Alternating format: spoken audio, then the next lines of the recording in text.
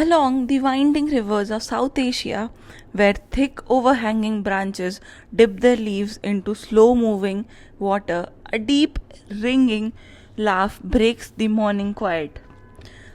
A large shape sweeps across the river, wings broad and heavy, beak glowing like shard of red fire. The forest seems to acknowledge its presence. The water pauses for a breath.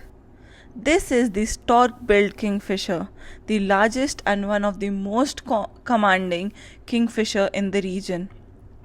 Welcome to the Bird Book Podcast, where every feather tells a story.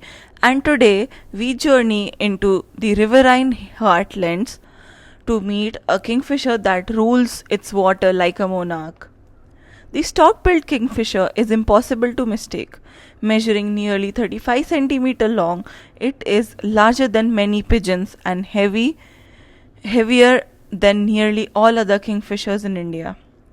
Its massive red bill, thick, long, and slightly down curved, resembles that stalk of giving the species both its name and its unmistakable silhouette. Its head and neck are washed in earthy buff brown tones, while its back and wings are rich deep turquoise.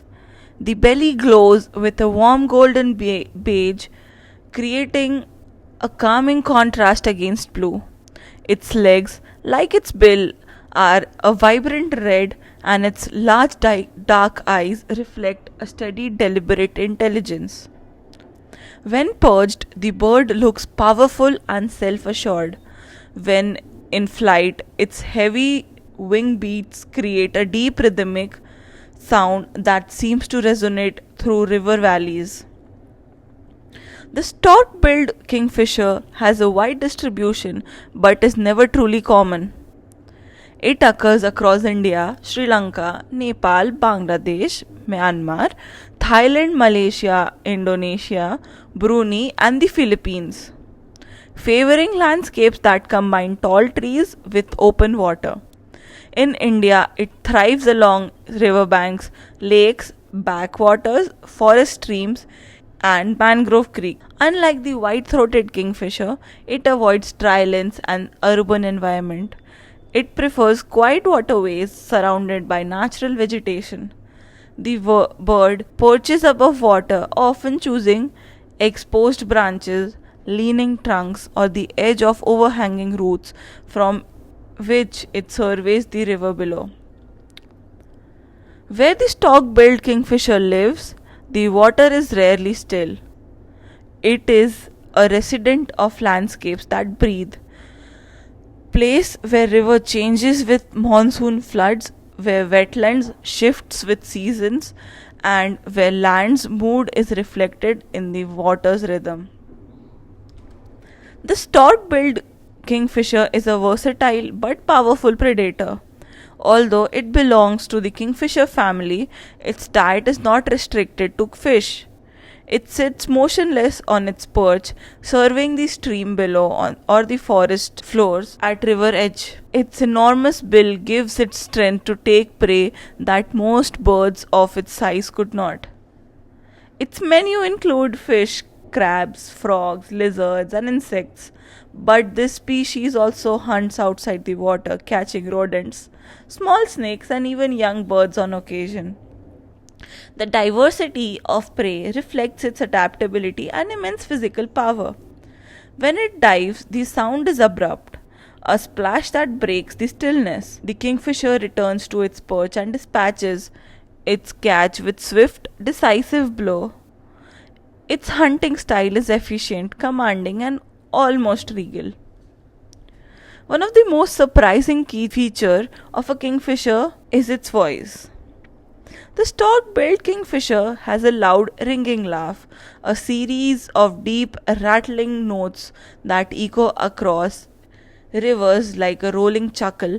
This often announces the presence long before it comes into view. Despite its size, the bird is shy and tends to keep a cautious distance from human.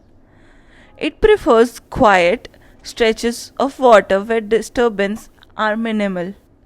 Its large wings allow it to cover significant distances in search of food and new hunting perches. In flight, it appears heavy but purposeful, gliding over the water with impressive control.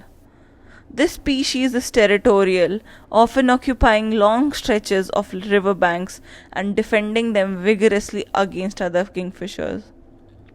Breeding season varies its range, but in much of South Asia it begins between February and August, often aligning with the pre monsoon period.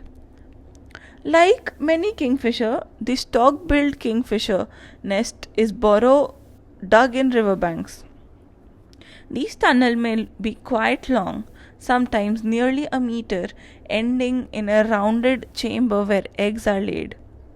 The clutch typically contains 2 to 5 eggs, smooth and white. Both parents take part in incubation and chick rearing, flying back and forth between the nest and water with prey in their massive bills. The burrow's earthly darkness shelters the young from predators and harsh weather until they fledge. Although stork-billed kingfisher is listed as least concerned by IUCN, its dependencies on healthy waterways leaves it vulnerable to habitat degradation. Pollution, wetland drainage, bank erosion, deforestation, and changes in the river flow can affect its survival. Because of its presence for undisturbed habitat, the stork billed kingfisher often disappears from areas experiencing human pressure. Its presence can be viewed as a quiet indicator of river health, a reminder that large and graceful hunters still rely on clean and functioning ecosystem. The stork-billed kingfisher is more than a large bird with a large beak. It is a symbol of deep time of rivers. It embodies the strength, patience, and the rhythm of waterways that existing long before we did and may outlast us still. To watch one perched above quiet backwater, its colors glowing against the shade, it is to witness of ancient authority. It reminds us that there are monarchs in the natural world whose power is not loud or violent, but rooted in presence, in the calm, quiet mastery of their domain. Thank you for joining this journey into Riverside realm of stork-billed kingfisher. Next week we continue a kingfisher series with a very different bird, the ruddy kingfisher, a warm-toned, forest-loving species with one of the most haunting voices in the kingfisher world. Until then, may the rivers you cross echo with the quiet strength of wild waters and birds that call them home.